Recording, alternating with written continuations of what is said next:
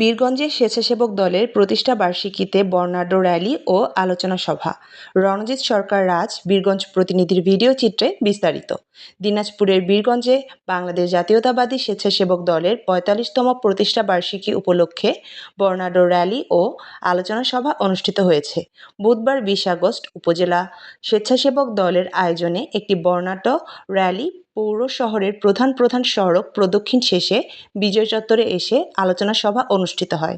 বীরগঞ্জ উপজেলা স্বেচ্ছাসেবক দলের আহ্বায়ক আশরাফুদ্দৌলা খান বাবুর সভাপতিত্বে ও উপজেলা স্বেচ্ছাসেবক দলের সদস্য সচিব কামরুল হাসানের সঞ্চালনায় প্রধান অতিথি হিসেবে উপস্থিত ছিলেন বাংলাদেশ কৃষক দলের কেন্দ্রীয় কমিটির সদস্য, জেলা বিএনপির সহসভাপতি ও বীরগঞ্জ উপজেলা বিএনপির সভাপতি মোহাম্মদ মঞ্জুরুল ইসলাম।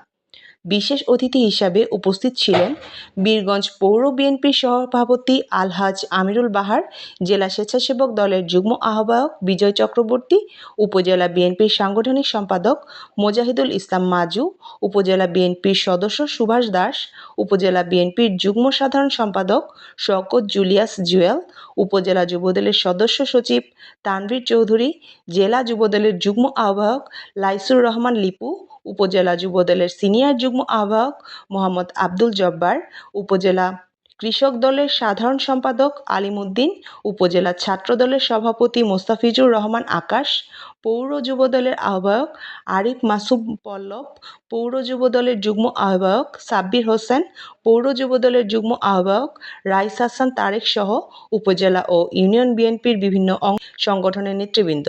বর্ণাঢ্য র্যালি ও আলোচনা সভায় প্রধান অতিথির বক্তব্যে মোহাম্মদ মঞ্জুরুল ইসলাম বলেন, স্বেচ্ছাসেবক দল বাংলাদেশের রাজনীতিতে একটি সাহসী ও ঐতিহাসিক সংগঠন।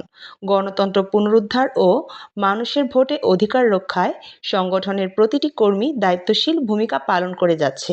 আগামী দিনে দেশনেত্রী বেগম খালেদা জিয়া ও তারুণ্যের অহংকার তারেক রহমানের নেতৃত্বে স্বেচ্ছাসেবক দলকে আরও ঐক্যবদ্ধ হয়ে কাজ করতে হবে মনে করে এবং বিএনপি মনে করে সংস্কার একটা চলমান প্রক্রিয়া, বিচারের একটা চলমান প্রক্রিয়া, যেটা একটি নির্বাচিত সংসদের বসেই নির্ধারিত করা হবে সবকিছুই। যে সংস্কার নিয়ে আমরা কথা বলছি, সংস্কারটি 1 মাস 2 মাসের ব্যাপার নয়। সংস্কার একটি চলমান প্রক্রিয়া, চলতেই থাকবে যুগের পর যুগ। কিন্তু যেসব সংস্কার খুব জরুরি, সেই সব সংস্কারের সাথে বিএনপি ঐক্যমত পোষণ করেছে। কিন্তু আমরা কি দেখছি? আমরা দেখছি জামাতি ইসলামী সহ কিছু দল এই নির্বাচনটাকে বিলম্বিত করার চেষ্টা করছে। কারণ যতক্ষণ পর্যন্ত নির্বাচন না হয় ততক্ষণ পর্যন্ত তারা যে সুযোগ সুবিধা বর্তমানে ভোগ করছেন, এই সুযোগ সুবিধা যেন আরো অনেক দিন ভোগ করতে পারেন, তার জন্যই তারা এই নির্বাচন। AB news desk report.